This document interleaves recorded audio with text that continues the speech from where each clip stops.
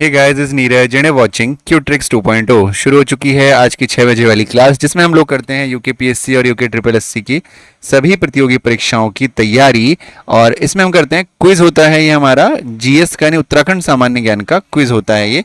तो चलिए शुरू करते हैं। इस क्लास में हम ज़्यादा बातचीत नहीं करते हैं, सिर्फ क्वेश्चंस की तरफ आगे बढ़ते हैं। तो जो हमारा पहला क्वेश्चन है आज का वो है, कालिदास ने अभिज्ञान शाकुंतलम की रचना पौड़ी स्थित कण्वाश्रम में की थी, जो निम्न में से किस नदी के तट पर स्थित है। क्वेश्चन दोबारा सुन लीजिएगा। कालिदास ने अभिज्ञान शाकुंतलम, बहुत ही एक फेमस रचना है कालिदास की, पौड़ी स्थित कण्वाश्रम, यहाँ पे ये भी इंपॉर्टेंट है कि पौड़ी के कहाँ पर करी थी, तो इसमें दिया हुआ है कण्वाश्रम में की थी। अब ये जो कण्वाश्रम है वो किस नदी के तट पर स्थित है, ये आपसे पूछा गया। आपके सामने ऑप्शन है यमुना नदी, भागीरथी नदी, अलकनंदा नदी और मालिनी नदी। ठीक है, तो आपका समय शुरू होता है अब। तो अभिज्ञान शाकुंतलम पौड़ी के कण्वाश्रम में कालिदास जी ने रची थी, किस नदी के तट पर यह जगह स्थित है, ये आपको बताना है। तो जो आपका सही जवाब होगा वो होगा ऑप्शन डी, मालिनी, यानी मालिनी नदी के तट पर कण्वाश्रम है, जो कि कहाँ है, पौड़ी जिले में है। तो चलिए शुरू करते हैं, अगला क्वेश्चन देखते हैं।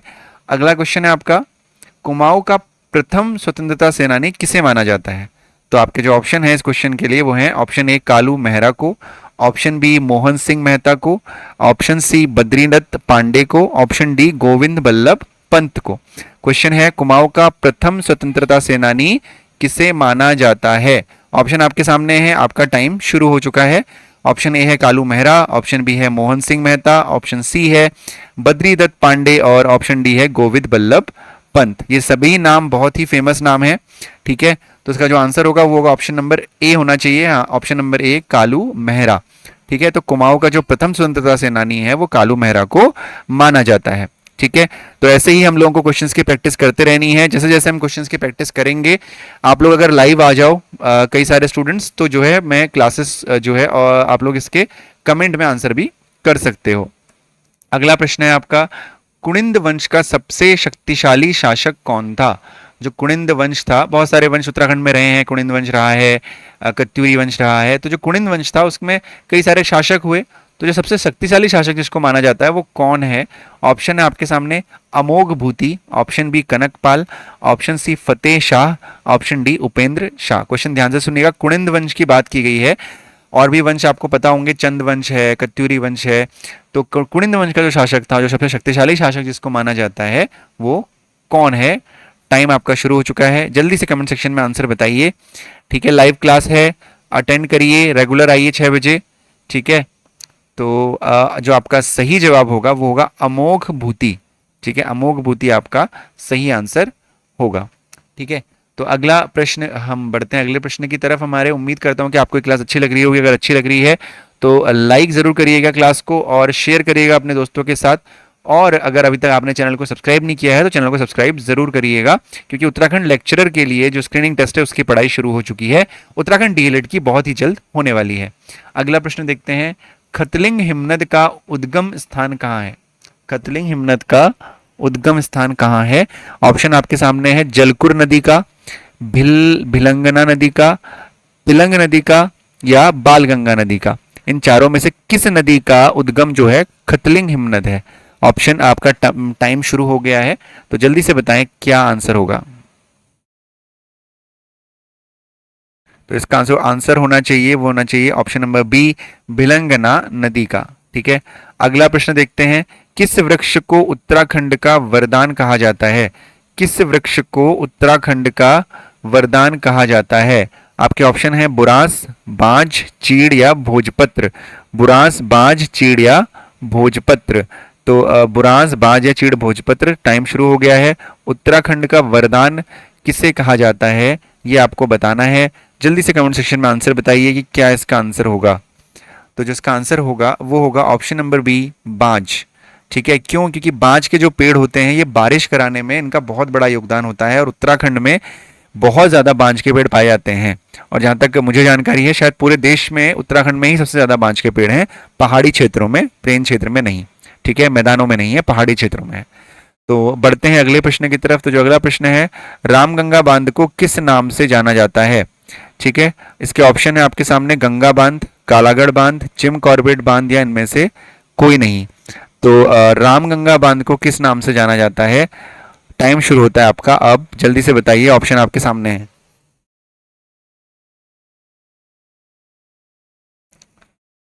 रामगंगा बांध को किस नाम से जाना जाता है? ऑप्शन बी इसका आंसर है, कालागढ़ बांध। अगला, अब इसमें कंफ्यूज नहीं होना है क्योंकि जिम कॉर्बेट जो है उसके अंदर आता है ये बांध, लेकिन जिम कॉर्बेट बांध पे आप टिक नहीं करेंगे कि जिम कॉर्बेट बांध नाम का कोई बांध नहीं है। ठीक है, कंफ्यूज करने के लिए दो ऑप्शन दिए हुए हैं आपको, गंगा बांध और जिम कॉर्बेट बांध। बढ़ते हैं अगले प्रश्न की तरफ। अगला प्रश्न जो है हमारा वो है, वशिष्ठ गुफा कहाँ स्थित है? वशिष्ठ गुफा कहाँ स्थित है? ऑप्शन है आपके सामने चमोली, ऑप्शन बी है उत्तरकाशी, ऑप्शन सी है टिहरी, ऑप्शन डी है पिथौरागढ़। ठीक है, चमोली, उत्तरकाशी, टिहरी, पिथौरागढ़। तो इसके जो इसका जो जवाब होगा वो होगा, आपको बताना, कमेंट सेक्शन में बताना है। टाइम खत्म होने वाला है आपका, जल्दी से बताइए कि क्या इसका आंसर होगा, वशिष्ठ गुफा कहाँ स्थित है? तो इसका सही आंसर है ऑप्शन सी, टिहरी। अगला प्रश्न है, उत्तरकाशी का ऐतिहासिक नाम क्या है? उत्तरकाशी का ऐतिहासिक नाम क्या है, आपसे पूछा गया है। ऑप्शन ए है सौम्य काशी, ऑप्शन बी है श्री क्षेत्र, ऑप्शन सी है गंगोत्री, ऑप्शन डी है बाड़ाहाट। ठीक है, तो उत्तरकाशी का जो ऐतिहासिक नाम है वो आपको बताना है। ऑप्शन आपके सामने है, जल्दी से कमेंट सेक्शन में आंसर बताइए, सौम्य काशी, श्री क्षेत्र, गंगोत्री या बाड़ाहाट। सही जवाब होगा ऑप्शन नंबर डी, बाड़ाहाट। ठीक है, अगला प्रश्न। अगला प्रश्न है, जागेश्वर धाम किस नदी के किनारे स्थित है? जागेश्वर धाम किस नदी के किनारे स्थित है, ये आपसे पूछा गया है।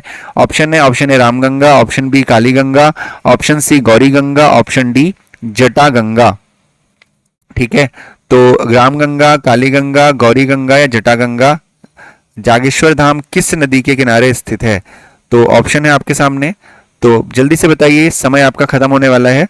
रामगंगा, काली गंगा, गौरी गंगा या जटा गंगा। जो आंसर है वो है जटा गंगा। तो ये बहुत इंपॉर्टेंट क्वेश्चंस हैं, सारे ही क्वेश्चंस हम वही क्वेश्चंस लेते हैं जो पुराने पेपर्स में आ चुके हैं। अगला प्रश्न देखते हैं, अगला प्रश्न क्या है, उत्तराखंड का प्रथम पावर हाउस कहाँ स्थित है? उत्तराखंड का प्रथम पावर हाउस कहाँ स्थित है? ऑप्शन है आपके सामने, कौन सा है होना चाहिए था यहाँ पे एक्चुअली, कहाँ स्थित है की जगह, गागोली जल विद्युत, डाक पत्थर जल विद्युत, मनेरी भली जल विद्युत या धौली गंगा जल विद्युत। टाइम शुरू हो गया है, जल्दी से अपना आंसर बताएं, ए, बी या सी या डी, क्या होगा? कहाँ स्थित है की जगह क्वेश्चन है कि कौन सा है प्रथम पावर हाउस।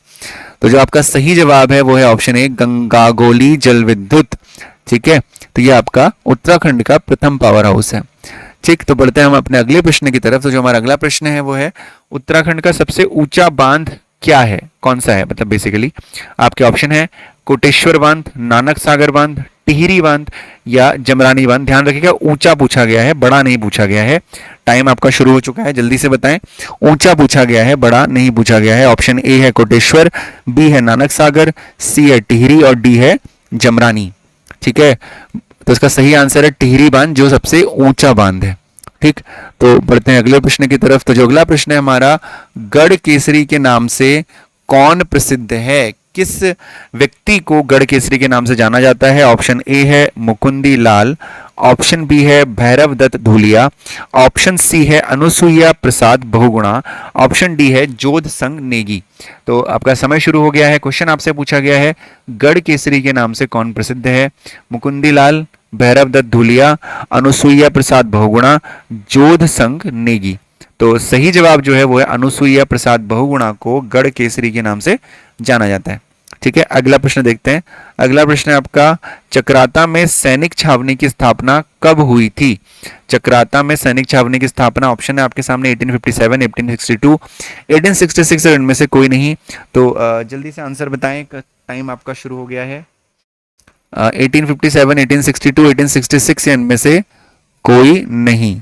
ठीक है, तो राइट आंसर है आपका 1866। ठीक, तो आज की जो क्लास थी इसमें इतने ही क्वेश्चंस मैंने आपको कराए हैं।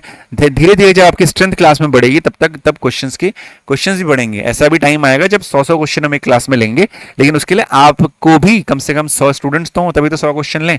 ठीक है, तो ज़्यादा से ज़्यादा शेयर करिए, ये सीरीज आपको बहुत ही हेल्प करेगी आपके आने वाले एग्जाम्स में जो आने वाले हैं। बेसिकली क्यूट्रिक्स 2.0 जो है मैथ्स के लिए है। मैथ्स जो आपकी बेसिक मैथ्स होती है या क्वांटिटेटिव एप्टीट्यूड है उसके लिए है, पढ़िए। अगर कोई लेक्चरर की प्रिपरेशन कर रहा है उसको पढ़िए। उत्तराखंड डीएलएड 2024 की आपको प्रिपरेशन करनी है, वो भी आपको यहाँ पे पढ़ाया जाएगा बहुत ही जल्द। तो चलिए मिलते हैं आप लोगों से अगली क्लास में, तब तक के लिए अपना ध्यान रखिए और लाइक जरूर करिएगा। और अगर आपने चैनल को अभी तक सब्सक्राइब नहीं किया है तो चैनल को सब्सक्राइब कर दीजिएगा। सब्सक्राइब करने के बाद बेल आइकन पे क्लिक करके ऑल पे जरूर क्लिक कर दीजिएगा। Take care and bye bye.